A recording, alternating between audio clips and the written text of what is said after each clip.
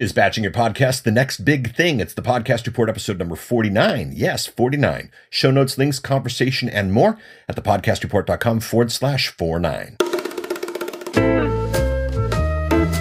It's the Podcast Report with Paul Colligan. And here's Paul. It starts with the big idea.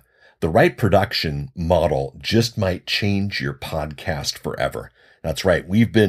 Some of us, I've heard it said out there that there's one production model. Well, there aren't. There's a lot. And we're going to explore one of them here that I am fascinated with. I wanted to offer to you because maybe you haven't thought it all the way through or the implications, or maybe this will be the model that will let you launch another show, get better with your show, relaunch your show. I've chatted about elements of this in the past, but we're going to go deep into it today. Hey, this is the Podcast Report. My name is Paul Colligan. I'm a podcaster. I'm an author. Right now, my top selling How to Podcast 2015 is doing extremely well, having a lot of fun with that. If you're listening to this in 2016 or 2017, I have a bet the 2016, 2017, 2018 version will be coming out then. I've been in podcasting since the beginning. I love this industry. I have since day one. The avatar for the show, the listener for the show, is podcasters looking to make their podcast a real business or do business because of their podcast. Do more business because of their podcast. Do better business because of their podcast. It's not a massive play, but it's a deep play, and I'm thrilled to be doing it. Quick update on Patreon. I'm in the middle of the grand experiment, patreon.com/Paul Colligan. Thank you so much. Again, the future, it's been fascinating. Listen to the past episode about it, what I'm doing. The report will be there. I will probably keep it open. I won't mention it every single episode when I do, but if you'd like to be part of this, paulcolligan.com/Patreon, obviously have another link to this in the show notes at thepodcastreport.com/49. So, why this topic? And the topic is batch production. And there's a couple of, where did this come from? Number one, John Lee Dumas, 7 episodes a week, daily episode. John, when I first heard that he batched all the shows together, is one of these things where it's like, well, of course you batch your shows together. I mean, if you did one every morning, it would kill you. I mean, most podcasters, if you do one every week, it kills them. And so it's a smaller version of batching, but it's an interesting version of batching. And I'm going to put a link to my interview with John where we chat about what he does. But boy, if he had to do his daily show every day, he'd have to get more staff. He could pull it off. But the fact of the matter is, by doing them all on Monday traditionally as he does, he's in a better place. So there's John. Michael Hyatt. It was really funny. His episode 100, he announces that he is changing the show. He's changing the format. He's changing everything. And it's a great episode. And I really recommend that you take a listen to it. I'm going to put the links up at the show note at thepodcastreport.com/49. Basically, he moved from weekly that was draining him. He admitted that to batching the show. And he went from audio to video, and he went from monologue to co-host, and he went from a bunch of things. And that has got me thinking for a long time. And I think his new show is better. Now, a lot of us just get better when we do more and more episodes, but I think the model has produced a better show. And as I was putting together these notes just a few minutes ago, and those Patreon mastermind watched me do this, Grape Radio was a show in the early days. I don't know its current status right now, but I was always impressed just with the fact that they would record a whole month of episodes just once. And so this model isn't invented by John or Hyatt. It's been around for a long time. But sometimes when we podcast, we think there's only one model. I've joked about how in the past people have said, well, if I can't find interviews, how do I do my show? Well, don't do an interview show. Keeping up weekly with the news is killing me. Well, here's the thing. Don't do weekly. Let's think bigger. Sometimes we think podcasting is a single model, and this batch podcasting, this batch production model is really, really, really interesting. So the idea here is instead of once a week, or I guess once a day or whatever, even if it was a once a month thing, batch them, do them in a batch. Line them up, outline them up, put them all together, do them in one batch. Obviously don't have one long episode, but record episode 1, then episode 2, then episode 3, then episode 4. Now, you could release them as a batch for binge watching like Hyatt does or some others do, or you could just slowly drip them out after you've produced them. And That's the model that I think more and more are going to take. Although the batch consumption model is interesting, and for any of you who've been podcasting for an amount of time, you see this funny thing where you go in and you could tell, 1, 2, 3, 4 people have started at episode 1 of your show and kind of binge watched or binge listened anyway. It might be something you want to do, but why would you do this? Well, there's some things you don't get otherwise. And I want to speak to that, but that's kind of the top of the model. Yes, it's like Netflix, but more so. But even like Netflix, the first thing is, if you notice in Netflix, and I don't want to get too nerdy on you, but there's been some shows, Unbreakable Kimmy Schmidt, Daredevil. There's been some TV shows that they've done that have been considerably better than television that we see today. And it's largely because, House of Cards for sure. What has happened is they've gotten the order to produce. And they produce the 12 episodes, the 13 episodes, whatever episodes, they let them out. They get to tell the whole story. The stars, the people who make this, they're the ones who get to produce. And they don't have to listen to panels. They don't have to listen to, higher level producers, mucky mucks in the organization tell them what to do. And they know exactly how many episodes they have, so they spin it out. And one example I've got of this is Battlestar Galactica. Yes, a nerd show, and if this is the type of show you'd watch, great. It's probably my favorite show of all time. But the reason and the new one, not the 70s one, the reason I say probably is because the finale was terrible. Basically, he'd introduced all these ideas over the seasons, and then he realized he had to close them up. And then he realized that he really didn't have a closing, and the closing was just really bad. And I remember the finale just being kind of empty. And I'd gone on this journey with the show and these characters, and then to have the finale just fizzle out was just disappointing. And, if he'd gone in and created the show, I know I have this many episodes, and I get to write them all before I start producing, that wouldn't have happened. Let's get out of sci-fi nerd stuff. NPR right now, public radio is doing tremendously well in podcasting, and they're killing it right now. And then you look at shows like Startup or Rewind or some of the other shows that are being done by the ex-NPR guys, of course, Serial. They think in terms of the story arc. They think in terms of how this whole thing works, and the content is just a lot better.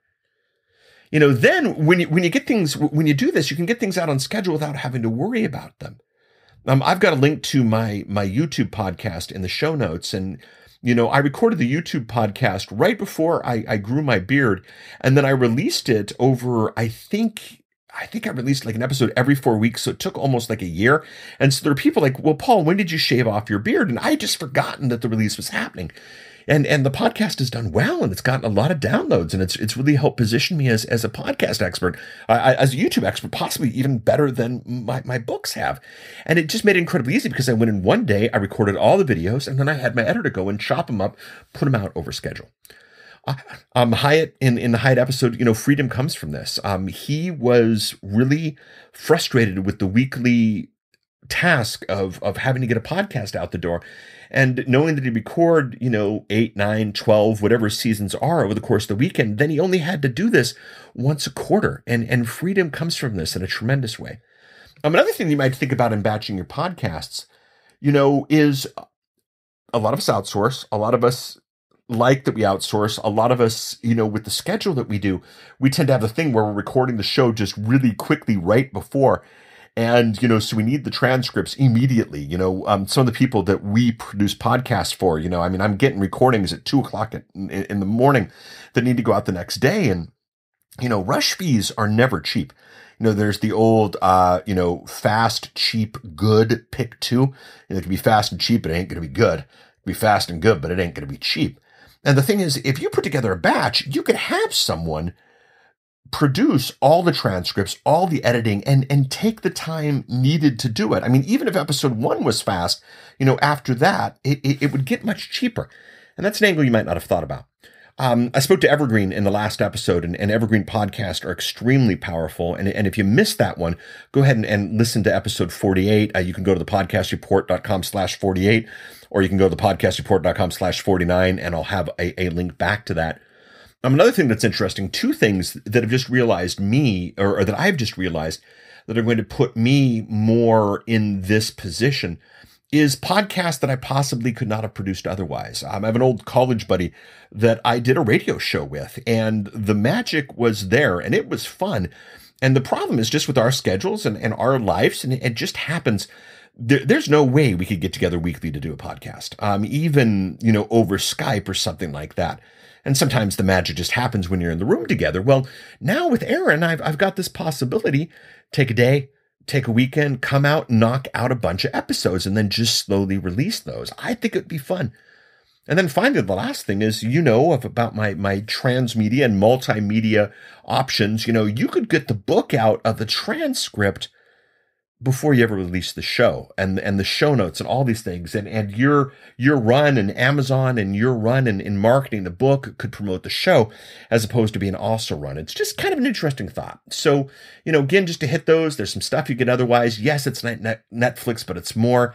You can do a better advanced strategy, a show arc, know where you're going. A lot of people are doing it right now anyway.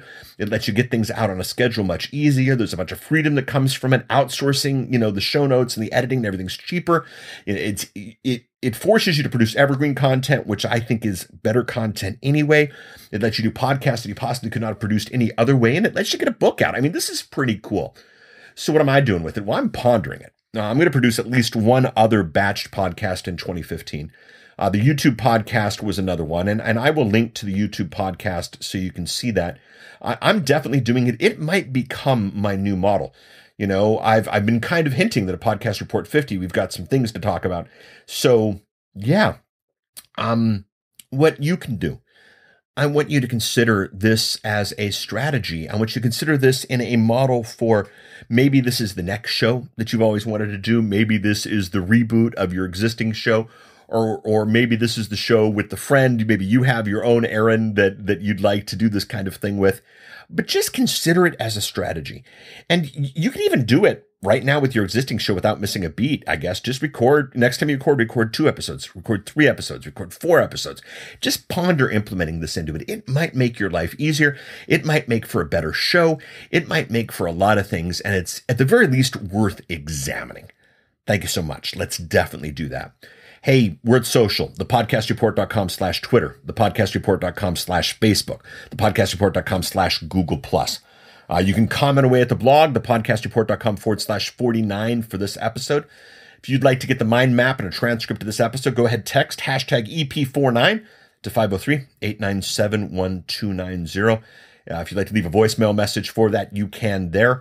The links at episode 49, I've got a link to my podcast book. I've got a link to Patreon. I've got a link to the interview with John Lee about his batching process. A link out to Hyatt for his episode where he chatted about what he did. Last week's Evergreen episode and the YouTube podcast, I will do links to those as well. Thank you for listening to this show. If you listened as the result of a play button somewhere, thank you. But definitely consider subscribing to the show or following the show. There's a lot of options right now. There's iTunes and Stitcher and Pocket Cast and TuneIn and Spreaker and iHeartRadio. There's just an article today about iHeartRadio's got a lot of registered people. Well, thepodcastreport.com/iTunes, thepodcastreport.com/Stitcher, thepodcastreport.com/PocketCast, /TuneIn, /Spreaker, /iHeartRadio, /Overcast. That will take you to all the different subscribe, follow options. And what that means is when I release a new episode, you'll get updated automatically. And you don't have to visit my website. You don't have to remember. It makes things a lot easier. Again, love to follow up with you on social media. Thepodcastreport.com/Twitter or thepodcastreport.com/Facebook seem to be the most popular ways to do that. If you'd like to drop in good old-fashioned email, that's thepodcastreport@outlook.com. And if you're one of those fans who feels like you want to give me a review, I love them. iTunes is probably the best place for a review at this point. If you'd like to do one out at Stitcher, that would work as well. Thank you so much. Consider the Batch Podcast. Chat with you next week. Bye.